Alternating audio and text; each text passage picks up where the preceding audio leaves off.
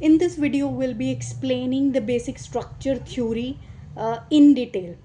So, in the Golaknath judgment, two things happened. First one, it held that fundamental rights can be amended. Also asserted another preposition, that is there any other provision in the constitution which can be amended under article 368 by the constitutional amendment. In Keshav Nanda Bharti case, Golaknath judgment was being challenged.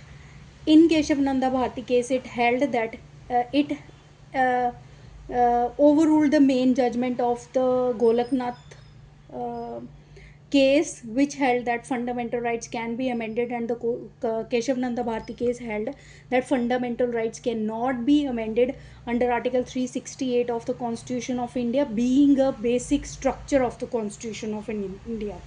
Another thing, what Keshav Nanda done was it approved another preposition asserted by the Golaknath judgment and held that any article can be amended but not the basic structure of the constitution. Talking about basic structure, Keshav Nanda Bharti held that it is illustrative in nature and not exhaustive, further criticized for being elusive and vague. Keshav Nanda held that in light of the historical background, preamble, entire scheme of constitution, relevant provision, um,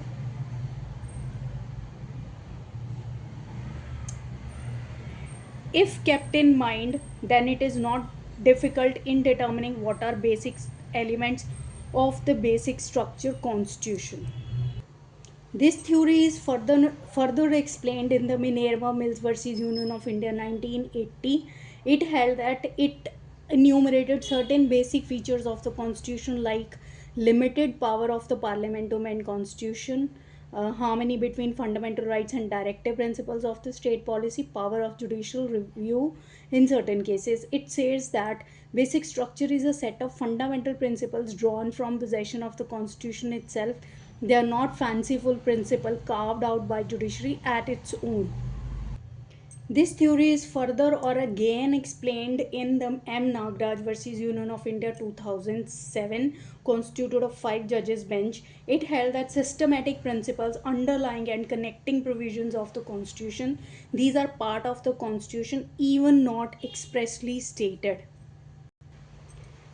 This doctrine is essentially developed from German constitution, not based on literal words. Further, in the Vaman Rao versus Union of India 1981 case, it validated all the amendments came before Keshav Nanda Bharti case and held that any amendment comes after the Keshav Nanda is held can be challenged on the basis of violation of the basic structure theory. So any amendment which comes after the Keshav Nanda Bharti case, that can be challenged on the basis of the basic structure theory. But the Vaman Rao and the IR Koile versus State of Tamil Nadu 2007 validated all the amendments which came before the Keshav Nanda Bharti case being held. So IR Koile versus State of Tamil Nadu reiterated the same which was held by the Vaman Rao versus Union of India case. In order to impeach the implication of what was held in the Keshav Nanda Bharti case, then Indira government, Parliament came up with the 42nd Amendment 1976, which added clause 4 and 5 to Article 368, which widens the scope of 368 and bars it to be challenged on any ground in the court, which was held invalid by the Minerva Mills versus Union of India 5 judges bench. Basically, it means that clause 4 and 5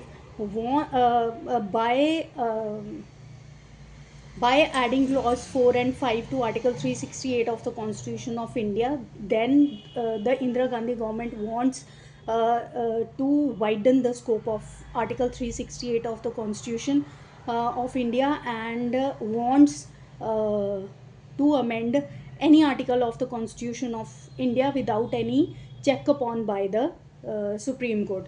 But it was invalidated by the Minerva Mills versus Union of India case 1980. Later, many amendments declared valid or invalid on the basis of basic structure test For example, 39 and 42nd Amendment declared invalid, and 77th, 81st, 82nd, and 85th Amendment held valid um, by the court for being not violative of the basic structure concept.